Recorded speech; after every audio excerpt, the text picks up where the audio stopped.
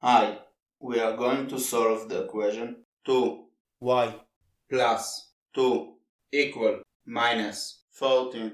We are going to simplify the equation. From both sides of the equation, we are going to add minus 2 and receive 2y plus 2 minus 2 equal minus 14 minus 2. The next step is to combine all the numbers and receive 2y equal minus 16. From both sides of the equation, we are going to divide by 2 and receive y equal minus 8.